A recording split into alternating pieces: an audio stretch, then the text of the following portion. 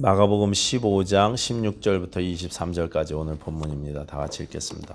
군인들이 예수를 끌고 브라이도리온이라는 뜰 안으로 들어가서 온 군대를 모으고 예수에게 자색 옷을 입히고 가시관을 엮어 씌우고 격려하여 이르되 유대인의 왕이여 평안할지어다 하고 갈대로 그의 머리를 치며 침을 뱉으며 꿇어 절하더라. 희롱을 다한 후 자색 옷을 벗기고 도로 그의 옷을 입히고 십자가에 못 박으려고 끌고 나가니라. 마침 알렉산더와 루포의 아버지인 구레네 사람 시몬이 시골로부터 와서 지나가는데 그들이 그를 억지로 같이 가게 하여 예수의 십자가를 지우고 예수를 끌고 골고다라 하는 곳에 번역하면 해골의 곳에 이르러 모략을 탄 포도주를 주었으나 예수께서 받지 아니하시니라. 아멘. 하나님 아버지 감사합니다. 이 시간에 우리의 찬양을 받으신 줄 믿습니다. 하나님 또 우리 기도를 듣기 원하시며 우리에게 가장 선한 길로 인도하실 좋으신 아버지이신 줄로 믿습니다. 하나님 이 시간에 우리에게 말씀하여 주실 때 우리 심령이 주의 말씀을 받게 하시고 성령 충만하여서 주의 말씀을 깨닫게 하여 주시옵소서. 예수님 이름으로 기도하였습니다. 아멘. 이제 빌라도가 예수님의 신문을 끝내고 그분이 아무런 죄가 없으심을 알면서도 예수님을 십자가에 넘겨주었습니다. 그래서 이제 처형 집행을 위해서 로마 군인들이 예수님의 신병을 인도받고 그리고 그 후로부터 이제 군인들이 예수님을 잔인하게 대하기 시작합니다. 오늘 본문의 브라이도리온이라는 곳은 총독 관제 뜰을 나타내는 라틴어고 로마 말이고 이 마가복음의 원독자가 로마에 있던 교회였기 때문에 이런 단어들이 나오는 거죠. 거기에 온 군대를 모았다고 되어 있습니다. 여기 군대라는 말도 이제 레기온보다는 작은 규모로 한 200명에서 300명 정도의 로마 수비대 정도 되는 것 같습니다. 그들이 다 모여서 예수님을 조롱하는 장면이 오늘 본문이었습니다. 그들은 먼저 예수님께 자색 옷을 입혔습니다. 황제가 입던 옷을 흉내낸 거죠. 그리고 가시관을 엮어서 씌웁니다. 로마 황제 가이사가 쓰던 월계관을 흉내낸 것이었습니다. 그리고 예의를 갖춰서 경례를 했다고 하죠. 예배했다는 말입니다. 그러면서 유대인의 왕이여 평안할지어다 그랬습니다.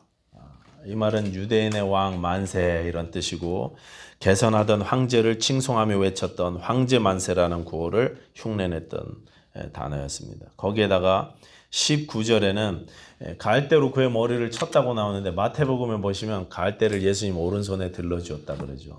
들게 하고 그리고 그것을 뺏어서 예수님의 머리를 가격했습니다. 그러니까 굉장히 고통스러우셨겠죠. 황제가 이제 호를 들고 통치하는 모습을 흉내낸 것입니다. 그리고 나서는 침을 뱉고 꿇어서 절했다 이렇게 말씀하고 있어요. 이 모습을 잠시 생각해 보면 여러분 굉장히 잔인하죠. 사람이 어떻게 이렇게 잔인할 수 있을까 싶습니다. 무서울 만큼 잔혹하게 예수님을 희롱하면서 폭력을 가하는 모습이 오늘 본문입니다. 근데 여러분 한번 생각해 보십시오. 마가복음은 사복음서 중에 제일 짧거든요. 가장 짧은 책인데 오늘 이 본문의 기사는 가장 자세하게 기록하고 있어요. 마태복음은 이 마가복음하고 거의 비슷하게 기록하고 있고 누가복음은 아예 생략했고 요한복음은 2절로 처리하고 있습니다. 마가복음은 가장 짧은 책인데 이 부분은 자세해요. 이 잔인한 모습을 왜 이렇게 자세하게 기록하고 있을까? 한번 생각해 보자는 거죠. 보통 이 기사를 읽으면서 우리는 예수님이 이렇게 고초를 겪으셨구나. 예수님이 정말 힘드셨겠구나. 이렇게 한번 읽고 넘어가지만 곰곰이 다시 생각해 본다면 무엇 때문에 이 로마 군인들이 이렇게까지 예수님을 희롱하는가라는 생각을 한번 해봐야 된다는 것입니다. 그 생각하라고 마가복음이 이렇게 자세하게 기록하고 소개하고 있다는 거죠. 로마 군인들이 괴롭혔다는 것이 초점이 아니라 무엇 때문에 그분을 이렇게 괴롭히고 희롱했는가, 왜 그랬는가가 초점이었으면 좋겠다는 거죠. 여러분 오늘 본문에 예수님이 겪으신 이런 조롱과 폭력은 예수님께서 스스로 내가 왕이다라고 주장했기 때문에 당한 어려움이셨습니다. 빌라도가 네가 유대인의 왕이냐 물었을 때 네 말이 옳도다 이렇게 대답하지 않으시고 나는 그런 말 한 적이 없다거나 내가 그런 뜻으로 말한 게 아닌데 오해가 와전됐다 뭐 이런 식으로 변명을 하셨더라면 당하지 않았을 고난이었다는 말씀입니다. 당시에 예수님과 함께 십자가에 못 박혔던 처형됐던 사람들이 있었죠. 강도 2명이라고 마가복음에 이야기하고 있습니다.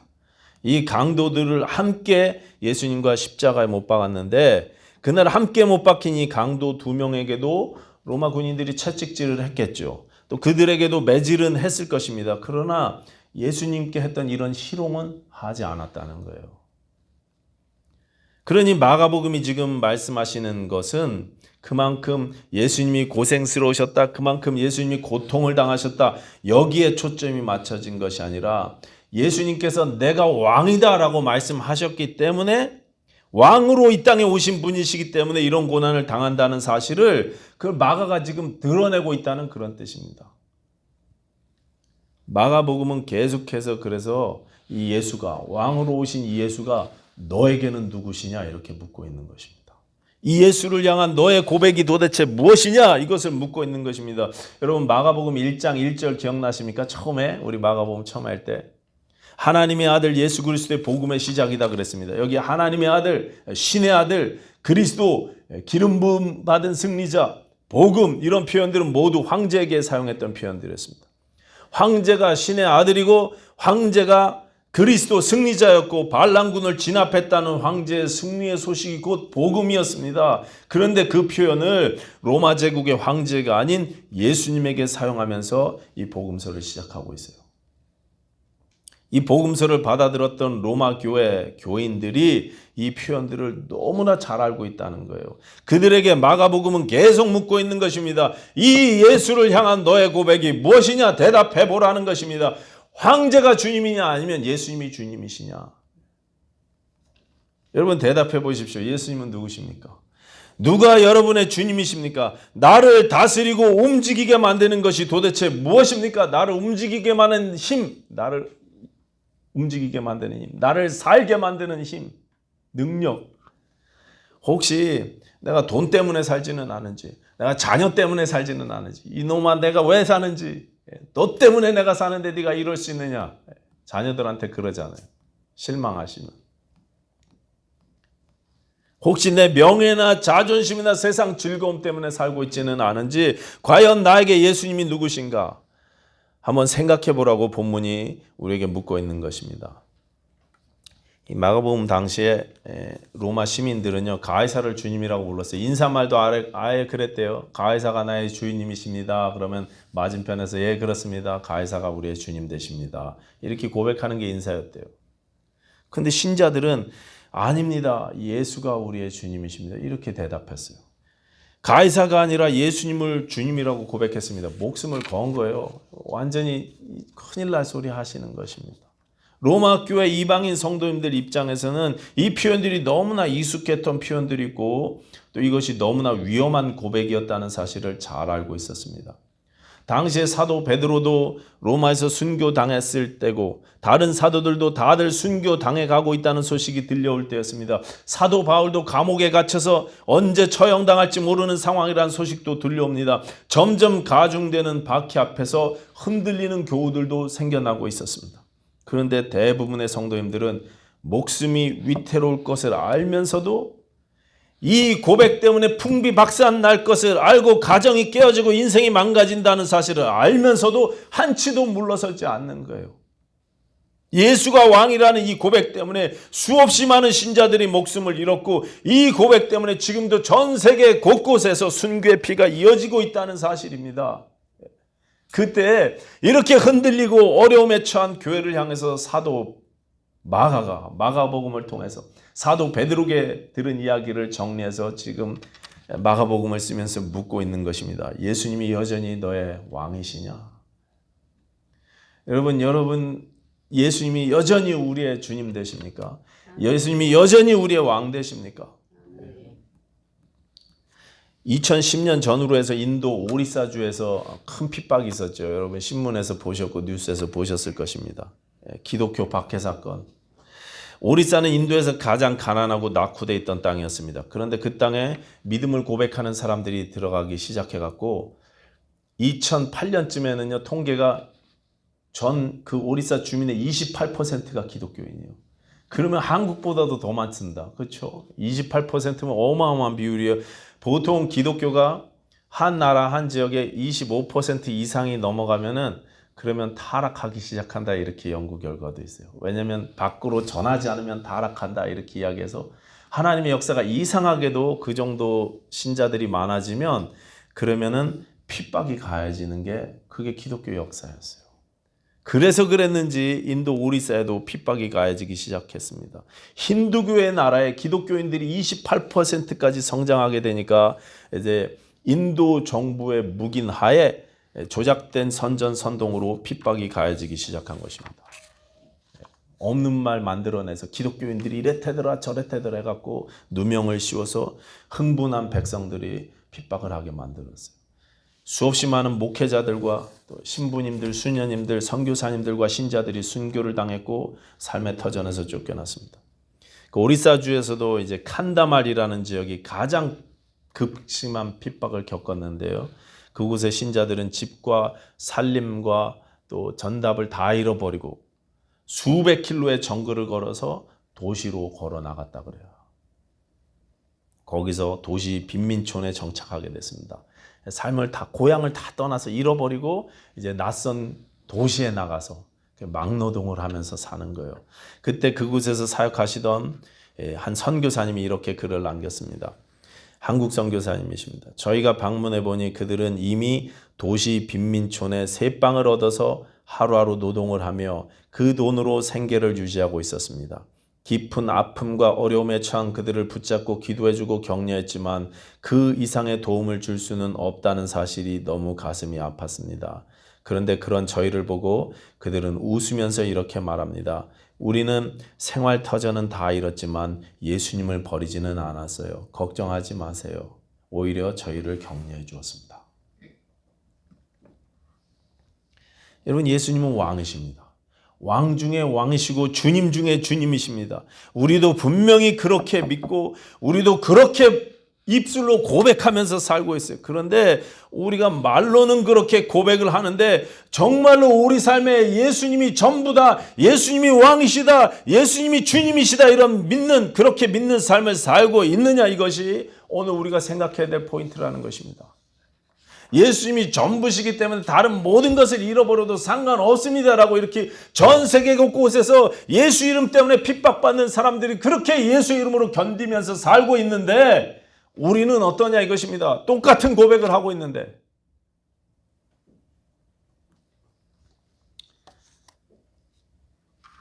혹시 내가 로마 군인들 같은 조롱의 고백을 하고 있지는 않습니까? 로마 군인들도 예수님께 유대인의 왕 만세라고 입술로는 고백했습니다. 입술로는 찬양도 했고 무릎도 꿇었어요. 무릎도.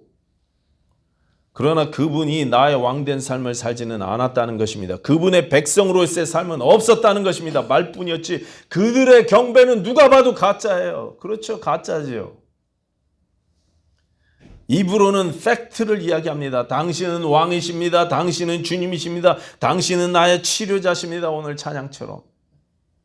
경배와 찬양도 유대인의 왕 만세요. 예배 행위도 있습니다. 꿇어 엎드려서 절했습니다. 그러나 그들의 신앙은 가짜였습니다. 조롱이었을 뿐이에요. 실제로 그렇게 믿지 않고 그냥 입술로만 그렇게 하는 거예요. 우리가 예배를 드리면서 뜨겁게 찬양을 했지만 그 뜨거움이 입술로만 하는 찬양일 수도 있다는 거죠. 당장 우리의 마음을 한번 확인해 보십시오. 이 끔찍한 순환 기사를 읽으면서 내 마음이 어떤지, 내게 이제 어떤 감흥이 있는지, 혹시 이런 기사를 읽으면서 이 말씀을 먼 2000년 전에 한국이나 미국과는 상관없는 저 중동 지역의 한 유대 청년의 죽음 이야기 정도로 끝내고 있지는 않은지 한번 확인해 보십시오. 이분의 죽으심이 나를 위한 고난이요 나를 위한 십자가였음을 인정하고 있다면 과연 지금 이 순간 예수를 향한 내 마음이 정말 이래도 되는지, 이래도 정말 되는 건지 한번 생각해 보시자는 말씀입니다. 나 대신 목숨을 내어놓으신 그분을 예배하는 오늘날 나의 모습이 정말 이래도 되는 것인지 한번 살펴보자는 것입니다. 내 믿음이 진짜라면, 내 입술의 고백이 진짜라면 이래도 되는 건지 말이죠. 그야말로 오늘 본문의 로마 구인들처럼 본의 아니게 예수님을 조롱하는 신앙의 모습은 아닌가. 우리가 성령의 역사를 말하고 하나님의 전능하심을 말합니다. 하나님의 은혜를 이야기하고 예수님의 사랑과 순종과 십자가를 입으로 말하기는 하는데 정말 그렇게 믿느냐 이거죠. 입으로 기도를 하기는 하는데 진짜 기도를 하고 있느냐 이것입니다.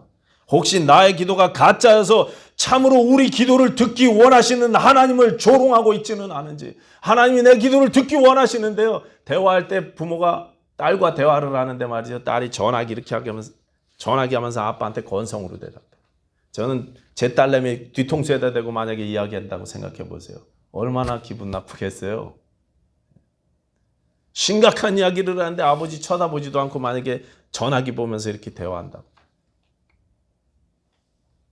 우리 기도가 그렇지는 않습니까? 예배를 하기는 하는데 진짜 예배가 아니어서 아버지께서는 자기에게 이렇게 예배하는 자들을 찾으시느니라. 너무 예배하는 자가 없으니까 신령과 진정으로 예배할지니라 그렇게 말씀하시고, 그렇게 예배하는 자들이 없다 보니까 그렇게 예배하는 자들을 찾으신대요. 내 예배가 신령과 진정으로 드리는 예배인지, 혹시 그렇게 예배하지 못해서 그런 예배자를 찾으시는 하나님을 조롱하고 있지는 않은지 두려움으로 한번 살펴보자는 것입니다.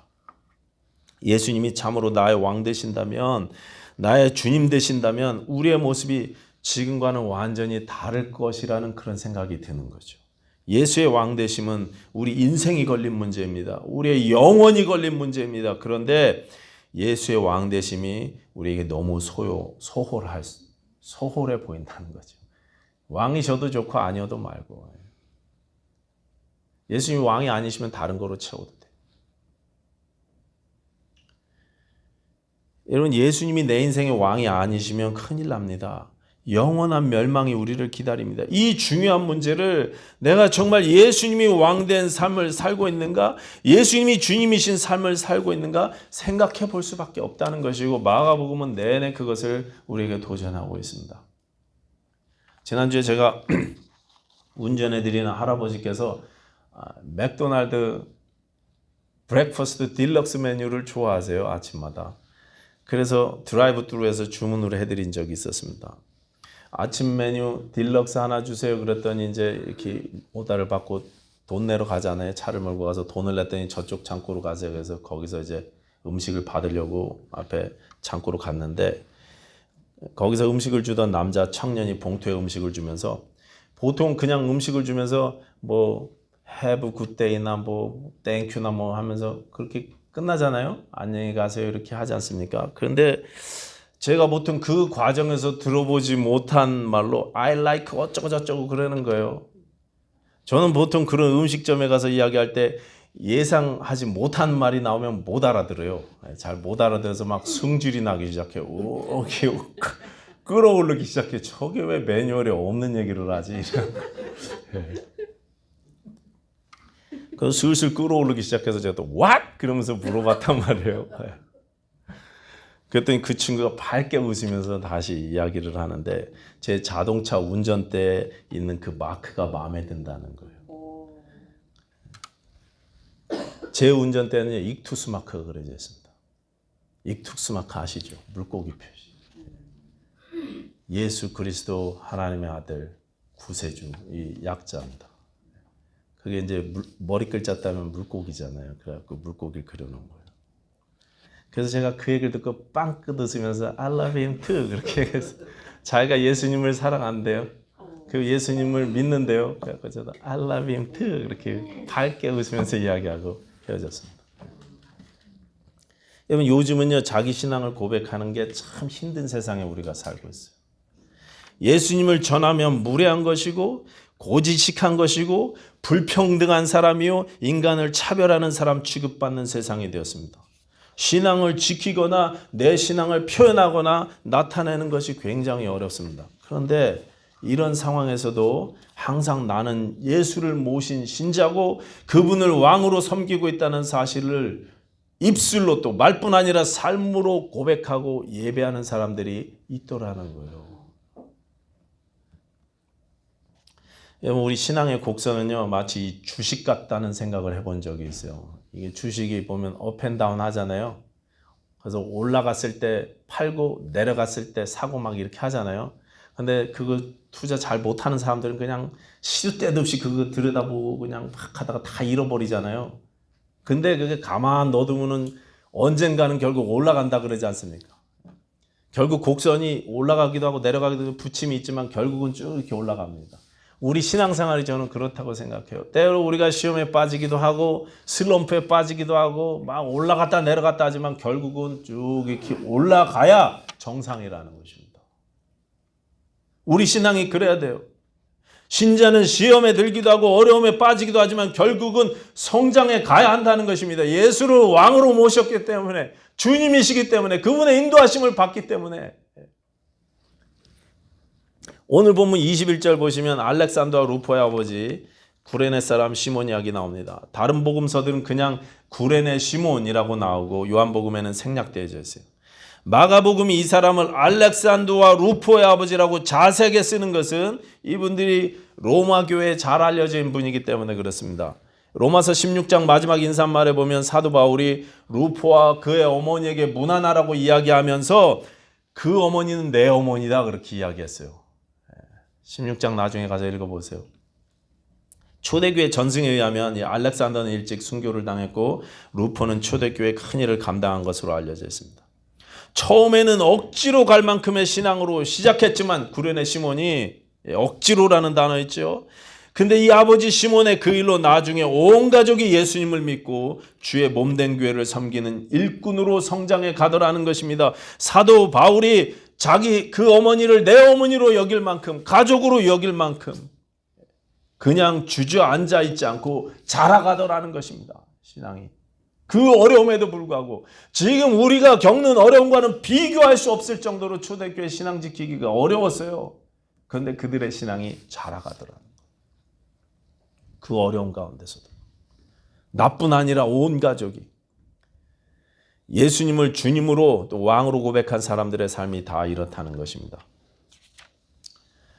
성경에 골로새서는 예수님의 주되심을 강조한 책이거든요. 에베소서는 교회에 대해서 이야기하고 있고 골로새서는 예수의 주되심을 이야기합니다.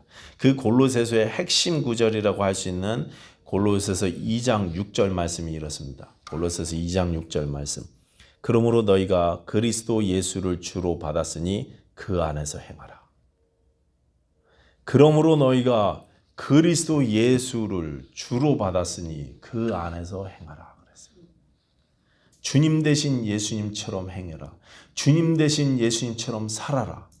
주님이신 예수님의 모습까지 자라라 이런 뜻입니다. 그럼 이제 자라야 되지 않겠습니까? 우리 21세기 침례교회가 이제 신앙이 성장해야 되지 않겠습니까?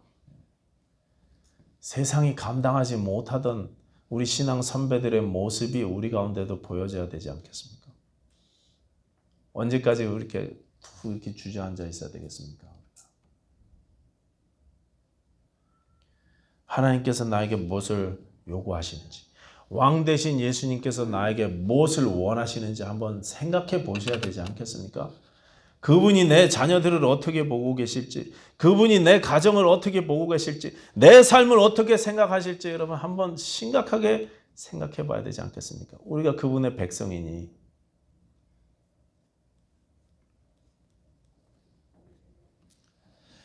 예수님이 내 인생의 주인이시고 우리 인생의 왕 되신다면, 그렇다면 여러분 이제 그 안에서 살게 되길 사모하시기 바랍니다. 그분 안에서 예수님의 모습까지 성장해 가는 것을 사모하시는 저와 여러분들 되셨으면 좋겠습니다.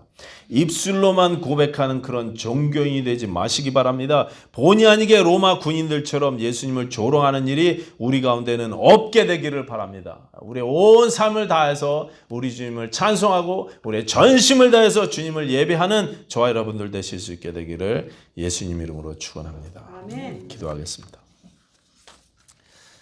하나님, 우리 신앙이 참된 신앙이요 참된 고백이 되게 하여 주시옵소서. 예수님을 참되게 예배하며 주 안에서 성장해가는 신앙 되게 하여 주시옵소서. 우리 온 교회가 그렇게 되게 하여 주시옵소서. 예수님 이름으로 기도하여 싸움나이다. 아멘.